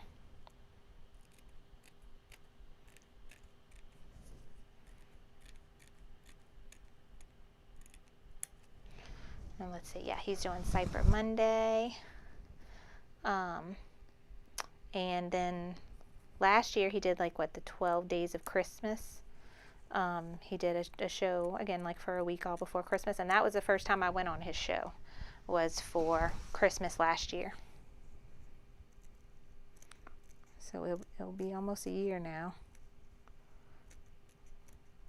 since I've been doing that with him. And then I totally forgot to celebrate Sip and Stitch's birthday. I think we did our first show on YouTube at the beginning of August last year. So Sip and Stitch is a year and a month old. You're watching my neck. Oh crap. I thought I changed the camera. Thank you, Con. I thought I was showing you my my top down camera. There you go. Now you see me. Okay, I'm just trimming the U. Let's see. Santa Blaine. Yes, Cindy. Santa Blaine. Yeah, and Patricia. Yeah, it's only $25 for the virtual applique getaway. Super inexpensive. Well worth the money. And you get like a little virtual goodie bag where they give you like coupons to some of the digitizers that present. They'll give you coupons to their store. Or like All Stitched Up by Angela is always there. She gives you a little coupon to her store too.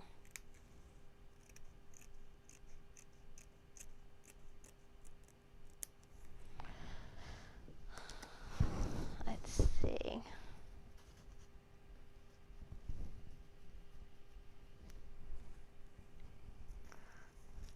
All right, so yeah, lots of all that fun stuff is coming up.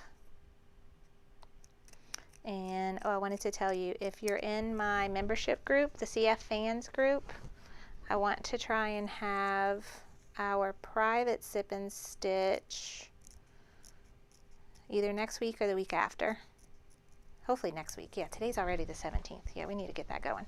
But we're doing a fun project. We're going to do a patch for a hat, but the patch will be in the hoop, and then we're going to adhere it to a hat, like one of those big raggedy patches. So if you're interested in that, we'll be doing that in my CF Fans membership group. We do a private Sip and Stitch every month, and I give a free embroidery file every month with that group, along with some other things. And I have a link for that down below. And if you are not a member but want to join, you'll see once you're in there, you can look at the past private Sip and Stitches for the other projects that we've done, and you can still download the free embroidery files from the previous months. So you'll still get all the goodies, even if you're joining now and haven't been a member. And then you get new stuff every month. So it's fun. All right, plug in my iron. Just press this. Oh, thank you, Con.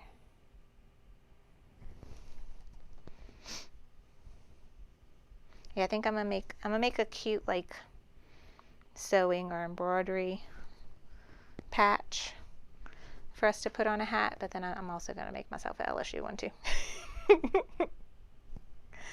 I could go with my shirt with this tiger fabric. Oh, it's going to be cute. Okay. That is done. Last step. Okay. Sorry, I will not try to show you my neck anymore. Thank you, Con, for texting me and telling me my camera wasn't right. Okay, we're hooking back on this top bracket. Okay, double checking that nothing is folded underneath the hoop. It's my last step, and you know things like to always mess up on the last step, so we're really gonna double check and make sure everything's right. Okay, press your foot down. Last step.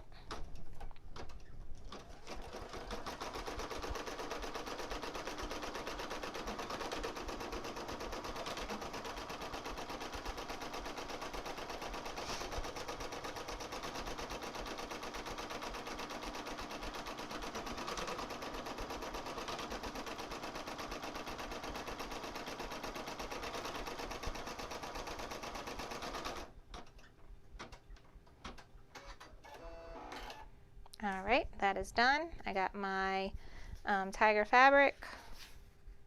Peel off the heat and bond. Light.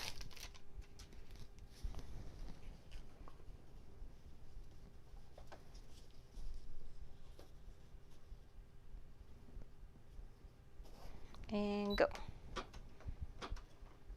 Carly question. Okay. From Delia. Do you work from home? No, I can't work from home. I work in a research lab, so it's hard to do experiments at home.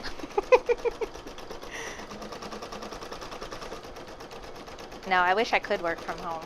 I don't know if I would be a good work from home person though. I'm not proving to do so well these past few weeks of getting anything accomplished. And I have lots of days where I stay in my pajamas. I need a schedule. I'm very much I need a schedule. And I'm not good at scheduling myself. Because like, there's so many things I could be doing. You know, videos and there's a whole bunch of projects I want to do. And I could be using this time to get it done, and I'm not very good at it. Oh, sorry, my camera went out for a sec.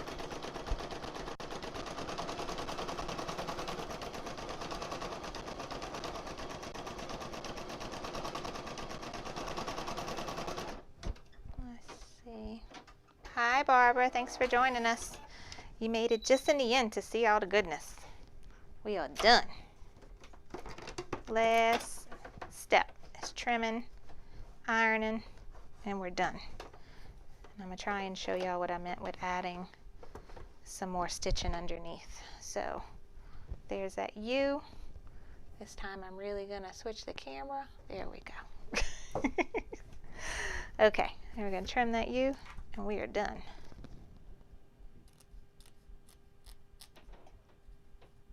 Let's see.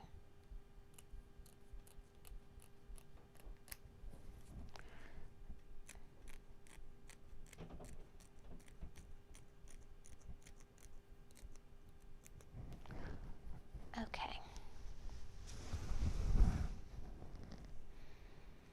Krista says, same here. I even get dressed if I'm not leaving the house. That's what I need to do to make myself more productive. Like this morning, we got up and got dressed because we had to go to the grocery store. And going to the grocery store after a hurricane is no easy feat. I needed to go to Sam's. There was a line of like 50 people long to get into Sam's this morning. So that was not fun with 2 kids, and it was raining.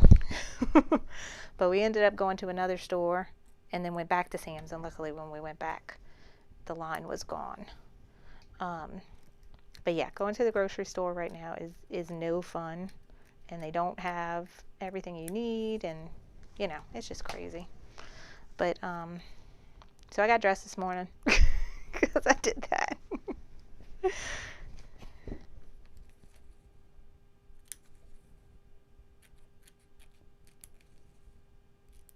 And I always put makeup on for y'all. That's the only time I put makeup on is before I do a video. So that's the first time I put makeup on in a month.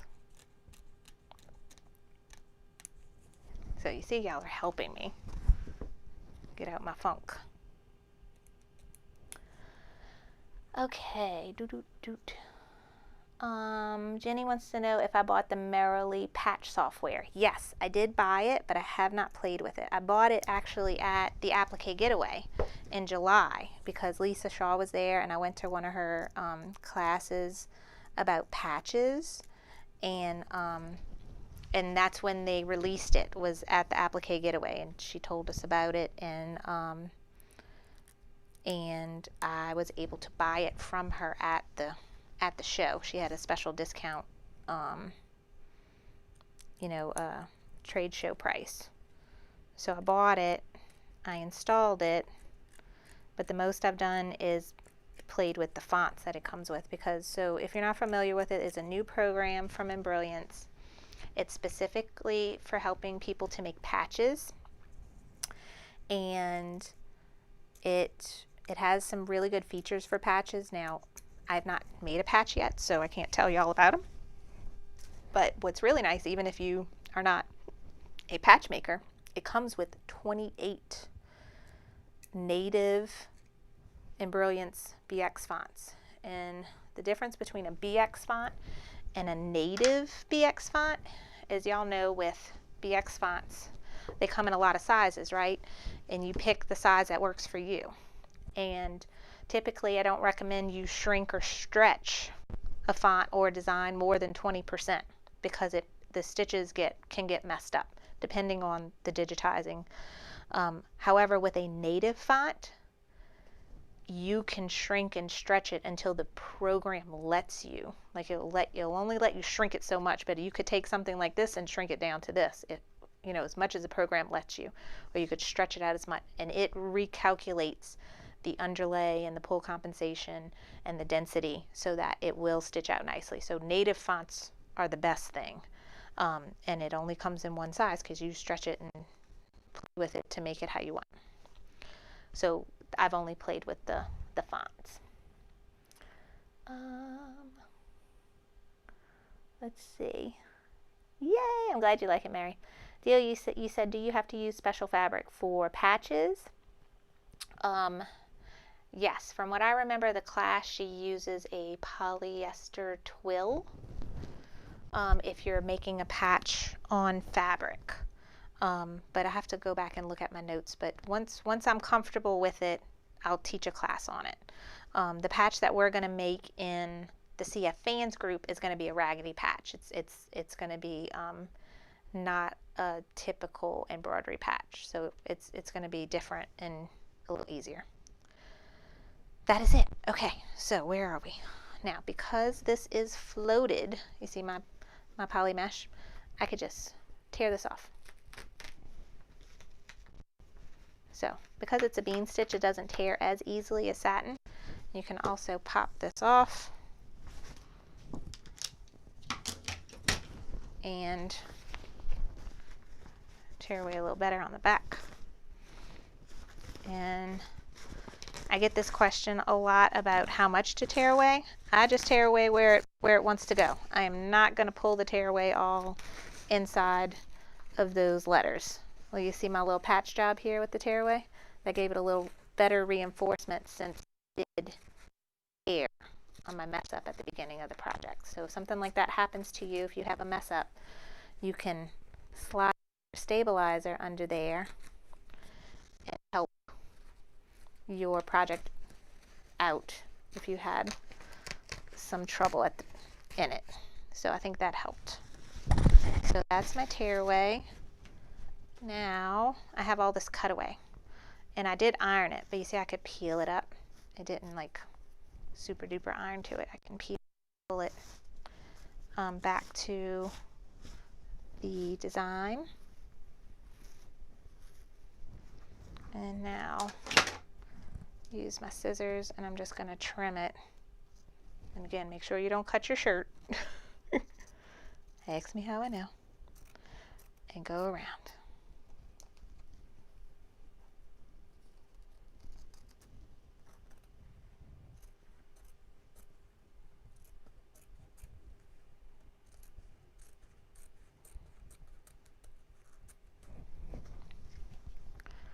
All right.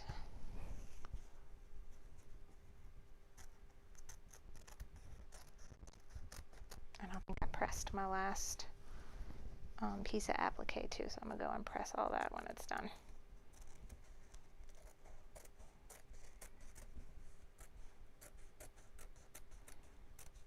All right, so there's my poly mesh is gone. And the back, super simple. Now, for my kid's shirt, I did iron on some Tender Touch. If you're not familiar with Tender Touch, it is great for kids where this feels rough against their skin. I ironed, it's similar to that poly mesh stabilizer. Sulky calls it Tender Touch. The kind I get is World Winder. It's from Amazon. I have it linked.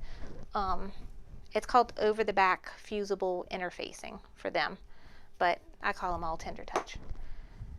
But you see how I cut a piece a little bit bigger than my poly mesh, and I ironed it. A lot of people complain about this coming off after you wash it. Some tips to help prevent that: round your corners and don't iron, press. Like put some good pressure on it and leave it there for 5 seconds and press. Press all those corners real good and in between. If you have a heat press, that works fabulous. You can use a heat press to really make sure it gets down. Now even still after a few washes, if this comes up, I'll just come and press it again. So it doesn't bother me too much to sometimes have to go and press, like especially the girls stuff. I'll go back and press it again. So I'm not going to do that right now just for the sake of time, but you can cut some Tender Touch and press that on the back.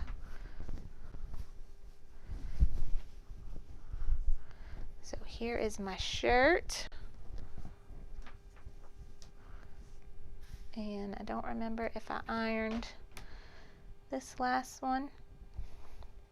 But I'm just gonna repress my applique fabric down. Really make sure that heat and bond is activated, and that will keep my appliques looking good, not bubbling up after washing, and the edges of the fabric not fraying too much. And that is it, guys. So I still have a little bit white residue on here. I could just spray some water and that will come off. Also, when I put it in the wash, it will come right off. But that's it. Let's see.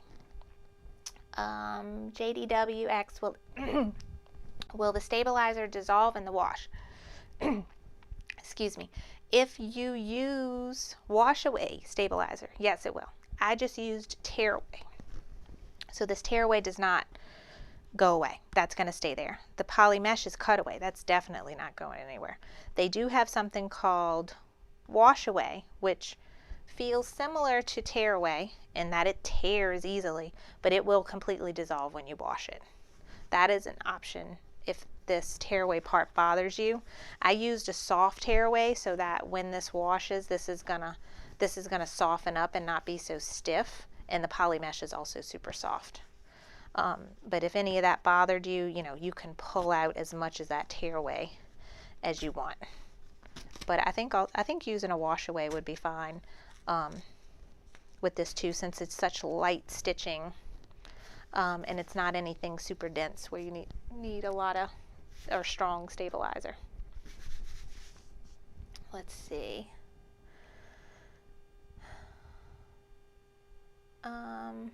All right, Carissa was asking something. How can I see the links if you're watching on your TV? Carissa, you can just go to my website, carlybell.com, and you'll see in the menu there's an option called Sip and Stitch, and that is going to show you, you'll see it's like a running list of all of the Sip and Stitch projects with the newest one at the top, and it will tell you the links to all of the items for each Sip and Stitch project. And then I'm slowly working on getting the website more organized so you can see all the past Sip and Stitches. I think I do have one section where you can look at all the past projects and you can see them all in order from when we started last summer, and all the different projects. And when you click on each one, it'll show you pictures, it'll have a link to the video, and it'll have links to all of the supplies and specifically for the designs that we used for each of those projects. So hoping to get that going. I have a few on there, but I don't. I think tonight is number 36, and I only have like 10 on the website. I have a long way to go, but I'm slowly getting there. All right, Suzanne X, is there a different backing you recommend for baby? No, the Tender Touch over the back fusible interfacing, I think another brand calls it Cloud Cover. Any of those are going to work. Some people think certain brands stick better to the shirt than others, but it really, if you give it a good pressing, and especially if you have a heat press, it should stay on, through several washings. After several, it might come off and you have to repress the corners. Where did I get my shirt from? This is a Boxer Craft brand shirt. It is available on Amazon. I put a link for it down below. And they come in multiple colors. So they have, navy and royal blue, red, pink, orange, maroon, all the colors. So they're called a Boxer Craft Powder Puff women's t-shirt. I think that's what they're called, Powder Puff. They come in kids and women's sizes. So they're super cute. I couldn't not get them. They have a bunch of cute, Boxer Craft has a bunch of cute shirts that come in all the colors. They have long sleeve ones, short sleeve ones, with the stripes and stuff. Another shirt that this would look cute on is, these are Next Level. I think they're called, I never know if I say it right, Raglan. Raglan, I call them baseball shirts. These are unisex, and what do I have here? This is a small, so you see the small is rather big. I think I have one of these in a small. The small's kind of fitted for me. The medium ones are a little more loose, like I like them. But this applique would look super cute on this kind of shirt too, and these always come in a bunch of colors. These are on Amazon too, Next Level. Or if you're in any Blanks wholesale Facebook groups, usually they sell a lot of these. Boxer Craft, Next Level, Bella and Canvas, those kind of shirts. They're all very thin. So I wouldn't typically do any embroidery design on these, but this really simple bean stitch will work on these. These are also good for sublimation and vinyl, mostly for vinyl. So my other idea I wanted to show you real quick was if I would have did this on just a white t-shirt, because I was thinking about doing that. So you see I have a white t-shirt, and see if I could do this without making a bunch of noise on my microphone. It would have been, because you have that line on the purple and white, it gives it some, I don't know, just a little bit extra. But if I just had this LSU on the white, I think it would have been a little small for the size shirt, like height wise. Like the LSU would have only been right here, and then you have nothing below it. So something that would be cute is to do a bean stitch script lowercase tigers underneath in like a yellow gold thread. And we could have did this by after we're completely done with this project. I would have not trimmed that poly mesh cutaway. I would have made sure when I did my poly mesh to begin with, I would have had it go down low. Wouldn't have trimmed it when I was done. Would have put a new piece of tearaway on my hoop. Use my grid to figure out right where I want my center to be. Like I'd want my center to be like right here, a little bit below the S, depending on how tall my script letter is. I would have refloated the shirt on the tearaway and then stitched out tigers underneath it. So I might still do that with my shirt. I'm gonna play around with it. I'll show you if I do. I'll post a picture. But that's something fun you can do to beef up an adult size shirt when using a smaller machine, because typically people want to do adult size shirts. They're hard to do on these machines because your embroidery field is only 5x7. So with this hoop, it gives you more width with these projects, and then if you re-hoop, it could give you more height as well, and be able to fill out a bigger design on an adult shirt. So keep all those things in mind if you have a small machine. There are ways to get around having a smaller hoop. Oh wait, let me plug my, sorry, I'm going back and forth with all the plugs. My computer's dying. So, all right. Did I miss any questions? Let's see. Cindy X, if I washed my shirt first. No, I didn't. I typically don't ever wash my shirts. I mean, most of the shirts I get are already pre-shrunk, so I'm not worried about it. Um, Yay, Patty just got the scissors. You're gonna love them. They're my favorite. All right. Yay, Krista said her machine was put aside for 15 years and she's having a blast now with all the new stuff available. That makes it easier. Yes, yes, awesome. All right. The chat is going, but not as much if Carol was here. Yeah, because Carol would be reading my mind the entire time I'm working and telling y'all, especially if my microphone would go out. Let me keep checking my microphone to make sure I got a green light. All right, thank you, Annette. Oh, Chris is working with an older floppy drive machine. That makes it difficult. But if you have the extra piece so that you can put those designs from your computer on a floppy drive, and then put, the floppy is just working the same as what our USB stick is. It's just a little more, you have to have the hardware to go with it. That you should be straight. Let's see. Pam wants to know, have I used the same size hoop?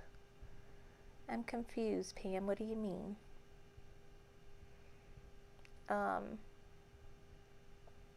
Oh, would you have used the same size hoop? For the tigers, yes, because to be just as wide as the LSU, and that would have been,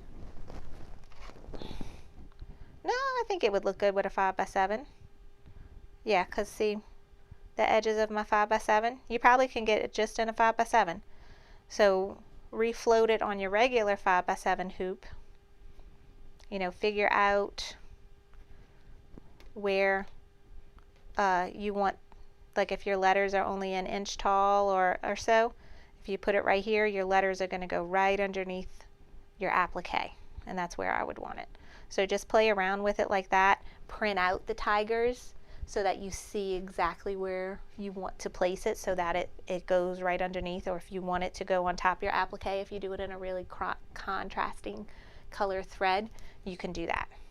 So just think about all those things when you're getting it together.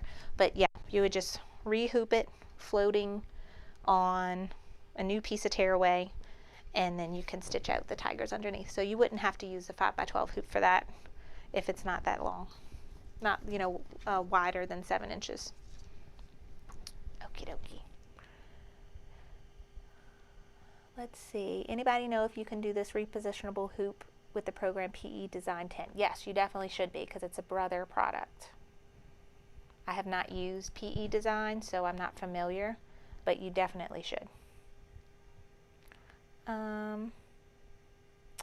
Pauline, I have done a multi-positionable hoop with the Persona, and I did it special for my Persona owners who ordered their machine through me, but I made it available to my CF fans membership group.